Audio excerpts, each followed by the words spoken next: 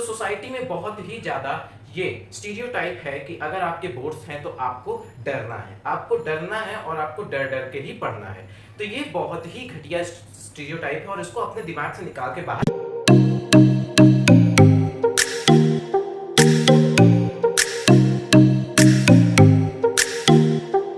Hello everyone, मैं हूं अर्जुन और आपका स्वागत करता हूं हमारे इस YouTube चैनल पर। तो जैसा कि आप सभी देख ही सकते हैं कि यहाँ लिखा है क्लास 10th बोर्ड्स। तो क्लास 10th बोर्ड्स में आपको कौन सी गलतियां नहीं करनी है, यही टॉपिक आज मैं आपके सामने लेकर आया हूं। तो बहुत ही ज़्यादा इम्पोर्टेंट थिंग है ये आपके लिए और आपके सभी दोस्तों के लिए, इसीलिए इसको ज़्यादा से ज़्यादा शेयर करिएगा। तो चलिए हम आज का टॉपिक समझ लेते हैं कि टॉपिक क्या है। तो टॉपिक ये है कि क्लास 10th बोर्ड्स आपके आ रहे हैं, ठीक। तो सोसाइटी में बहुत ही ज्यादा ये स्टीरियोटाइप है कि अगर आपके बोर्ड्स हैं तो आपको डरना है और आपको डर डर के ही पढ़ना है।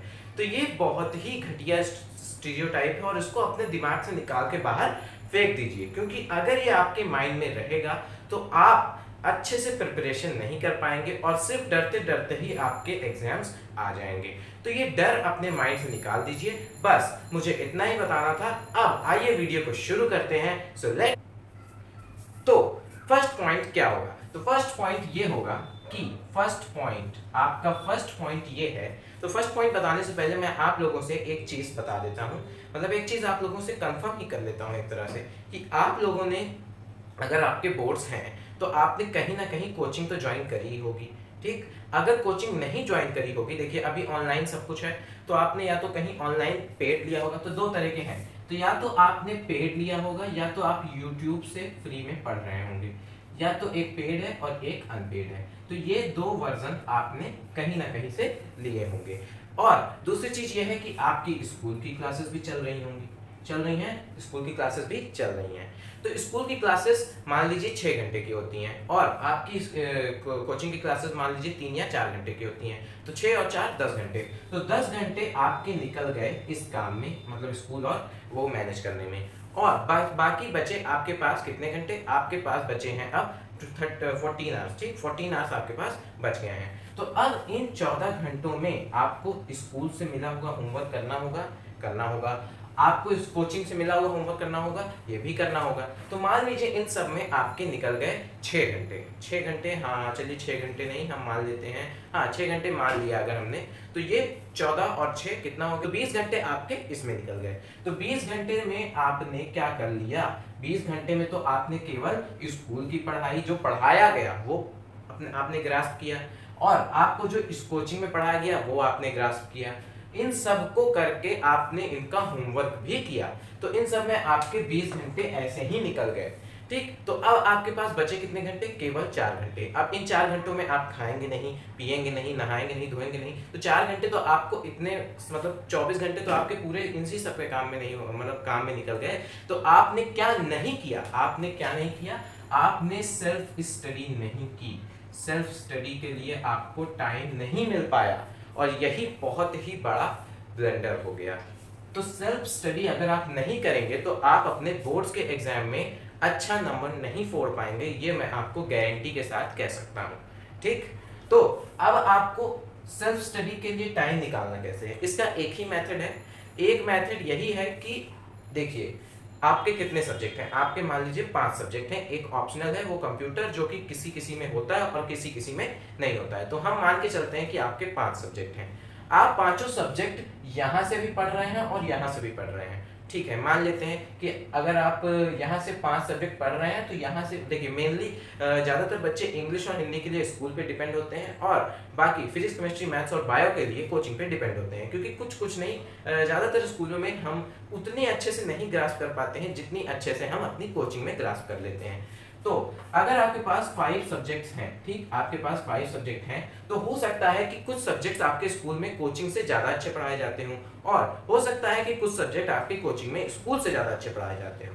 तो मेन मेथड यही बचता है कि जो सब्जेक्ट आपको कोचिंग में लगता है कि ये सर अच्छा पढ़ाते हैं, ये मैम अच्छा पढ़ाती हैं, मैं इससे अच्छे से कवर कर लूंगा, तो आप वो चीज कोचिंग में ध्यान दीजिए, और जो चीज आपको लगता है कि आप स्कूल में कर लेंगे, ठीक, वो चीज आप स्कूल में ध्यान दीजिए। तो आपके पास टाइम कहाँ बचा, जब उस सब्जेक्ट की क्लास, मान लीजिए स्कूल में जो आप पढ़ना चाहते हैं वो क्लास चल रही है यहाँ पर कोचिंग में, ठीक, समझे, बात समझ गए ना, मतलब कि कोचिंग में जो चीज चल रही है वो आप स्कूल पे डिपेंड है, ठीक, स्कूल में आपको ज्यादा समझ में आता है, कोचिंग में थोड़ा कम समझ में आता है, तो उस टाइम पे आप अपनी सेल्फ स्टडी करिए, ठीक, अटेंडेंस लगाने के लिए आप क्लास में जा सकते हैं, ठीक, ऑनलाइन ही तो जाना है, कौन सा वो आपके घर आके चेक कर रहे हैं, तो आपको उस टाइम अपने सेल्फ स्टडी के लिए टाइम निकालना है। तो इसी तरह कुछ जुगाड़ करके आप टाइम निकाल सकते हैं, पर सेल्फ स्टडी इज मस्ट। तो हमारा फर्स्ट पॉइंट ये हो गया। तो सेकंड पॉइंट हमारा क्या है, तो हमारा सेकंड पॉइंट ये है कि आपको कंसिस्टेंट रहना है, ठीक, कंसिस्टेंसी इज द की है, मैंने बहुत बार बोला है, मैं अभी भी बोल रहा हूं कि कंसिस्टेंसी इज द की, ठीक, तो कंसिस्टेंसी हो गई। अब अगला पॉइंट ये आता है कि आपको कंटिन्यूअस स्टडी करनी है। कंटिन्यूअस मतलब अब आपने सेल्फ स्टडी के लिए टाइम निकाल दिया, तो आपको 2 आवर्स आपको कॉन्टिन्यूअस स्टडी करनी है, कॉन्टिन्यूअस सिटिंग होनी चाहिए। और आप बोर्ड का एग्जाम देने वाले हैं, वहां आप 3 घंटे की प्रॉपर सिटिंग में एग्जाम देंगे, तो उसकी हैबिट होनी चाहिए। तो अगर आपसे 2 घंटे अगर आपसे हो पा रहा है तो 3 घंटे बेस्ट है, और अगर नहीं हो पा रहा है तो आप 2 से शुरुआत करिए, ठीक, 2 नहीं हो पा रहा है तो आप 1 घंटे से शुरुआत करिए, 1 घंटे बैठेंगे, अगले दिन 1.5 घंटे बैठिए, उसके बाद 2 घंटे बैठिए, फिर एक दिन आएगा जब आप 3 घंटे कॉन्टिन्यूअस बैठ लेंगे और आपको पता भी नहीं चलेगा। तो आपको 3 घंटे की प्रॉपर सेटिंग चाहिए, ठीक। अभी जब पेपर्स पास आएंगे, जब हम रिवीजन करेंगे, तब हम प्रीवियस ईयर क्वेश्चंस भी सॉल्व करेंगे, मैं आपको प्रीवियस ईयर क्वेश्चन भी प्रोवाइड करूंगा। और अभी एक वीडियो आने वाली है, उसमें मैं आपको प्रॉपर स्ट्रेटेजी बताऊंगा, एक उसके लिए मैथ्स के लिए और एक अलग साइंस के लिए, और उसमें मैं आपको नोट्स प्रोवाइड करूंगा जो कि खुद की हैंड रिटन नोट्स होंगी। उससे आप तैयारी करेंगे तो आपकी तैयारी बेस्टेस्ट हो जाएगी आपके एग्जाम्स आते तक, ठीक है। तो चलिए पॉइंट पे आते हैं। तो पॉइंट ये है कि 3 घंटे की प्रॉपर सिटिंग। तो अब नेक्स्ट पॉइंट क्या है कि don't depend on coaching totally. तो कोचिंग पे आपको टोटली डिपेंड नहीं होना है, और ना ही आपको स्कूल पे टोटली डिपेंड होना है, क्योंकि उनका काम है आपको कोर्स को कंप्लीट कराना, पर आपका काम है आपके कॉन्सेप्ट को क्लियर करना और इतनी अच्छे से पढ़ना कि आप अपने एग्जाम में 100% ऑफ मार्क्स फोड़ दें, ठीक। तैयारी 100% की करेंगे तभी 95% आएंगे, ये तय है। ये मैंने अपने एक्सपीरियंस से जाना है कि मैंने 90% की तैयारी की थी, इसीलिए 85% 86% आए मेरे, ठीक। तो इसीलिए आपको 100% अपना देना है और अच्छे नंबर मार्क्स फोड़ के ले आना है। तो नेक्स्ट पॉइंट हमारा ये है कि आपको इक्वली हर सब्जेक्ट को टाइम देना है, ठीक। मैंने कई बच्चों को देखा है कि वो हिंदी और इंग्लिश और एसएसटी को टाइम नहीं देते हैं, वो सिर्फ पीसीएमबी यानी फिजिक्स केमिस्ट्री मैथ्स और बायो में ही अपना पूरा टाइम देते हैं। वो सिर्फ और सिर्फ फोकस इन्हीं चारों सब्जेक्ट पे करते हैं, बायो पे भी उतना फोकस नहीं करते हैं, सिर्फ फिजिक्स केमिस्ट्री और मैथ्स पे करते हैं। तो ये बहुत ही बड़ा ब्लंडर होता है, क्योंकि अगर आपको 95% ऑफ मार्क्स लाना है, अगर आपको 95% ऑफ मार्क्स लाना है, तो आपको पढ़ना तो इन्हें भी पड़ेगा। पीसीएम आप पढ़ के सिर्फ 95% नहीं ले आ सकते ना, क्योंकि बाकी सब्जेक्ट में नंबर कम हो गए तो आपके ओवरऑल परसेंटेज पे बहुत ही बड़ा इफेक्ट पड़ेगा।